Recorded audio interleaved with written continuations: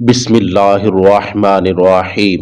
اگر ہم یوم مزدور، یوم تکبیر اور یوم پاکستان مناتے ہیں تو محض ان کو سیلیبریٹ کرنا ہی مقصد نہیں ہوتا، بلکہ وہ ایام ہمیں قربانیوں کی یاد دلاتے ہیں، اپنے مقاصد کو ہمیشہ ذہن میں زندہ رکھنے کے لیے ایک اہم کردار ادا کرتے ہیں، بقا اور ترقی کے لیے اپنے کردار کو مزید نکھارنے کی دعوت دیتے ہیں۔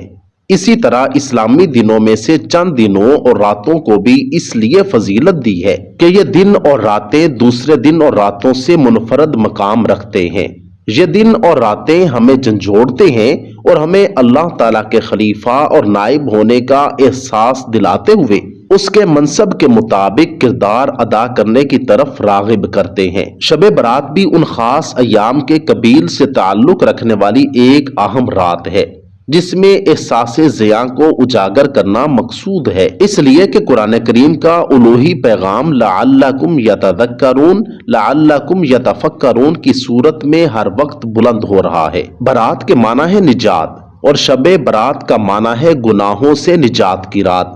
گناہوں سے نجات توبہ سے ہوتی ہے۔ یہ رات مسلمانوں کے لیے آہو گریہ زاری کی رات ہے، رب کریم سے تجدید عہد کی رات ہے، شیطانی خواہشات اور نفس کی خلاف جہاد کی رات ہے۔ یہ رات اللہ کے حضور اپنے گناہوں سے زیادہ استغفار اور توبہ کی رات ہے۔ اسی رات نیک اعمال کرنے کا عہد اور برائیوں سے دور رہنے کا عہد دل پر موجود گناہوں سے زنگ کو ختم کرنے کا موجب بن سکتا ہے۔ عزیز دوستو، مسلمانوں کے لیے لیلۃ القدر کے بعد سب سے افضل اور فضیلت والی رات شب برات ہے۔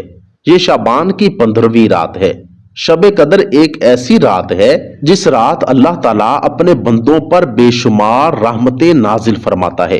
اس رات جو کوئی انسان سچے دل کے ساتھ جو بھی اللہ تعالیٰ سے دعا کرتا ہے تو اللہ تعالیٰ اس کی دعا کو فوراً قبول فرماتا ہے۔ یہ بے حد برکتوں والی رات ہے۔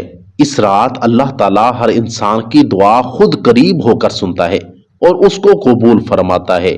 امام بہقی رحمۃ اللہ علیہ نے حضرت عائشہ رضی اللہ تعالی عنہا سے روایت کیا ہے کہ رسول اللہ صلی اللہ علیہ وآلہ وسلم نے رات کو اٹھ کر نماز پڑھی اور بہت طویل سجدہ کیا، حتیٰ کہ مجھے گمان ہوا کہ آپ کا انتقال ہو گیا ہے۔ میں اٹھی اور آپ کے پائے اقدس کا انگوٹھا ہلایا، جب وہ ہلا تو پھر میں لوٹ آئی۔ جب آپ نے سجدہ سے سر اٹھایا اور نماز تمام کی تو فرمایا، اے عائشہ، اے حمیرہ، کیا تم کو یہ گمان ہو گیا تھا کہ نبی کریم صلی اللہ علیہ وآلہ وسلم نے تم سے زیادتی کی ہے؟ عرض کیا، نہیں خدا کی قسم یا رسول اللہ صلی اللہ علیہ وآلہ وسلم، لیکن آپ کے طویل سجدہ نے مجھے وفات کے خوف میں مبتلا کر دیا تھا۔ فرمایا، کیا تم جانتی ہو کہ یہ رات کون سی رات ہے؟ عرض کیا، اللہ اور اس کا رسول زیادہ جانتا ہے۔ فرمایا، 15ویں شعبان کی رات ہے۔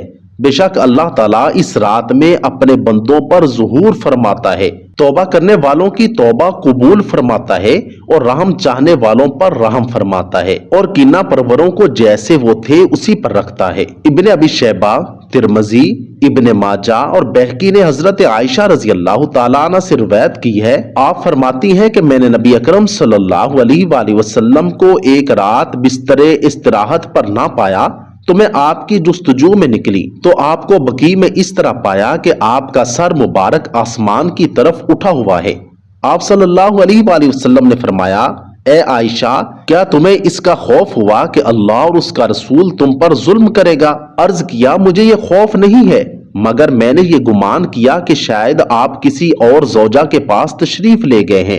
تب آپ صلی اللہ علیہ وآلہ وسلم نے فرمایا، اللہ عز و جل آسمان دنیا کی طرف 15ویں شعبان کی شب کو اپنی شان کے مطابق نزول فرماتا ہے، پس قبیلہ بنو کلب کی بکریوں کے بالوں کی گنتی سے زیادہ مخلوق کو اللہ تعالیٰ بخش دیتا ہے۔ امام ابن ماجہ اور امام بہقی رحمۃ اللہ علیہ نے شعب الایمان میں حضرت علی رضی اللہ تعالیٰ عنہ سے روایت کیا ہے کہ رسول اللہ صلی اللہ علیہ وآلہ وسلم نے فرمایا، جب نصف شعبان کی رات آئے تو رات کو قیام کرو اور اس کی صبح کا روزہ رکھو، کیونکہ اس رات کو اللہ تعالیٰ کی رحمت غروب آفتاب سے لے کر آسمان دنیا پر آ کر پکارتی ہے کہ ہے کوئی بخشش مانگنے والا میں اس کو بخش دوں، ہے کوئی رزق کا طالب میں اس کو رزق دوں، ہے کوئی بیمار جو شفا طلب کرے میں اس کو شفا دوں، یہاں تک کہ فجر طلوع ہو جاتی ہے۔ امام جلال الدین سیوطی رحمۃ اللہ علیہ تفسیر در منصور میں لکھتے ہیں کہ خطیب بغدادی اور ابن نجار نے حضرت عائشہ رضی اللہ تعالی عنہا سے روایت کی ہے کہ رسول اللہ صلی اللہ علیہ وآلہ وسلم تمام شعبان کے روزے رکھ کر اس کو رمضان کے ساتھ ملا دیتے تھے، اور آپ کسی بھی ماہ کے تمام دنوں کے روزے نہ رکھتے تھے سوائے شعبان کے۔ میں نے عرض کیا یا رسول اللہ صلی اللہ علیہ وآلہ وسلم، شعبان کا مہینہ آپ کو بڑا پسند ہے کہ آپ اس کے روزے رکھتے ہیں؟ آپ صلی اللہ علیہ وآلہ وسلم نے فرمایا، ہاں اے عائشہ، کوئی نفس بھی پورے سال میں فوت نہیں ہوتا مگر اس کی اجل شعبان میں لکھ دی جاتی ہے، تو میں پسند کرتا ہوں کہ جب میری اجل لکھی جائے تو میں اللہ کی عبادت اور عمل صالح میں مصروف ہوں۔ شب برات والے دن اللہ تعالیٰ سورج کے غروب ہونے پر پہلے آسمان پر آ جاتا ہے اور اللہ تعالیٰ اپنی پیدا کی ہوئی ساری دنیا کو دیکھتا ہے۔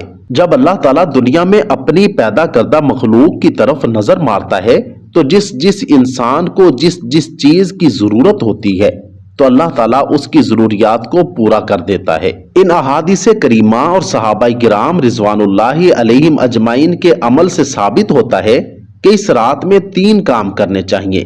شب برات کی رات قبرستان ضرور جانا چاہیے، لیکن یہ یاد رہے کہ نبی کریم صلی اللہ علیہ وآلہ وسلم سے ساری حیات مبارکہ میں صرف 1 مرتبہ شب برات میں جنت البقیع جانا ثابت ہے۔ اس لیے اگر کوئی شخص زندگی میں 1 مرتبہ بھی اتباع سنت کی نیت سے چلا جائے تو اجر و ثواب کا باعث ہے۔ اس رات میں نوافل، تلاوت، ذکر و اذکار کا اہتمام کرنا۔ اس بارے میں یہ واضح رہے کہ نفل ایک ایسی عبادت ہے جس میں تنہائی مطلوب ہے، یہ خلوت کی عبادت ہے، اس کے ذریعے انسان اللہ کا قرب حاصل کرتا ہے، لہٰذا نوافل وغیرہ تنہائی میں اپنے گھر میں ادا کر کے اس موقع کو غنیمت جانیں۔ گوشہ تنہائی میں بیٹھ کر اللہ تعالیٰ سے تعلقات استوار کرنے کے قیمتی لمحات ہیں، ان کو ضائع ہونے سے بچائیں۔ دن میں روزہ رکھنا بھی مستحب ہے۔ ایک تو اس بارے میں حضرت سیدنا علی المرتضیٰ رضی اللہ تعالی عنہ کی روایت ہے، اور دوسرا یہ کہ نبی کریم صلی اللہ علیہ وآلہ وسلم ہر ماہ ایام بیض یعنی 13، 14 اور 15 کے روزے کا اہتمام فرماتے تھے، لہٰذا اس نیت سے روزہ رکھا جائے تو موجب اجر و ثواب ہوگا۔ اللہ رب العزت سے دعا گو ہوں کہ اللہ رب العزت اس رات میں اپنی طرف سے نازل ہونے والی تمام رحمتوں اور برکتوں کو اپنے دامن میں سمیٹنے اور اس پر عمل پیرا ہونے کی توفیق عطا فرمائے۔ کومنٹ سیکشن میں آمین ضرور لکھیے گا۔